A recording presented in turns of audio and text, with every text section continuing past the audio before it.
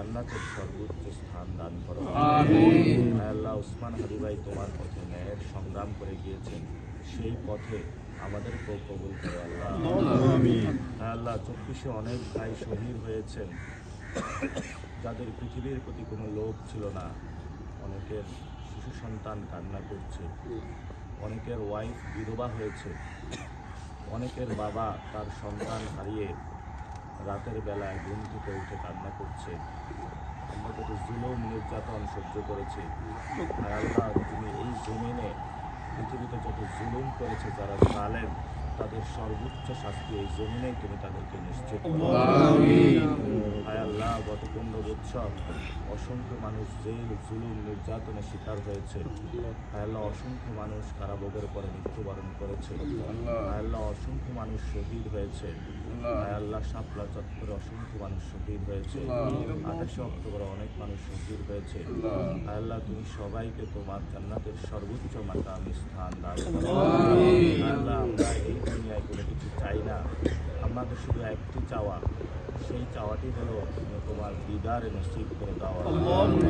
হায় আল্লাহ, আমাদের জীবনের চাওয়া যাতে আমরা সবাই জান্নাতে যেতে পারি এবং তোমার দর্শনে আমরা পুলকিত হয়ে আমাদের জীবন আমরা ধন্য করতে পারি।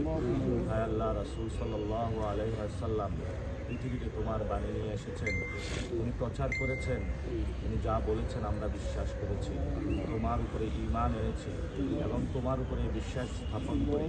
তোমার উপরে আমাদের জীবন, তোমার মধ্যে আমার মৃত্যু, তোমার উপরে আমরা ভরসা করি। তোমার উপরে ভরসা করে আমরা ইনসাফের পথে কদম বাড়িয়েছি। এই কদমে তুমি সাহায্য সহযোগিতা না করলে আমরা এই কয়েকজন বান্দা কোনো কিছুই করতে পারবো না। আল্লাহ, এই ইনসাফের পথে আমাদের অগ্রজ শহীদ ওসমান হাদি ভাই তার জীবনের বিনিময়ে হলেও উনি জীবন দিয়ে গিয়ে বলেছেন, জান দিব জুলাই দিব না। জুলাই অসংখ্য মানুষ শহীদ হয়েছেন।